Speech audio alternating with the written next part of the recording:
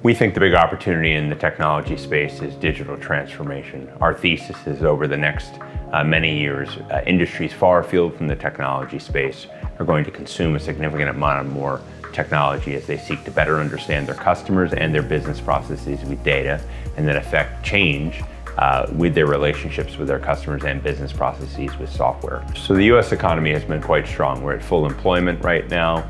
We're finding that more and more businesses are investing in technology to go after this digital transformation opportunity I've talked about. So we think the outlook for the tech environment is quite good.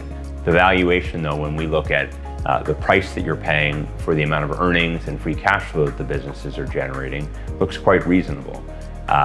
The sector is trading at a modest premium to recent levels, but nowhere near where we were in 1999, 2000, when the sector was in a bubble.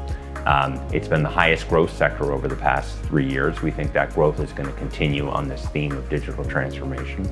It's one of the highest quality sectors. So you've got a sector that is appropriately valued for the good growth and quality available to it.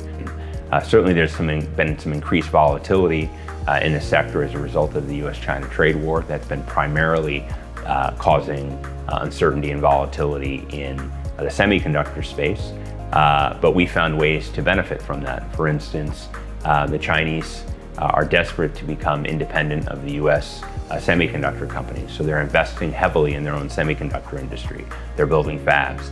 And so they're using the equipment from many of the companies that we're invested in to do that. And so that's helping to offset some of the volatility we've seen in the semiconductor space.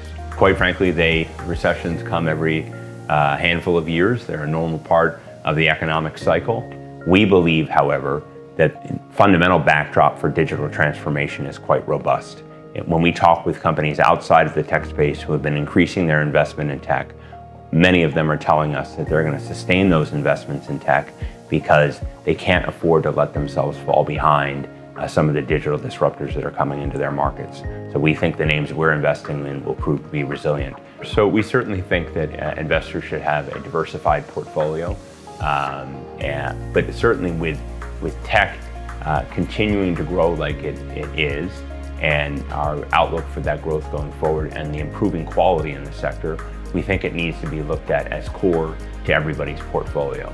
Of course, it's important for investors to figure out what their risk tolerance is, but they should act like we do, which is take a very long-term focus. We're focused on the highest quality businesses run by managers that we think can operate in a variety of different market contexts.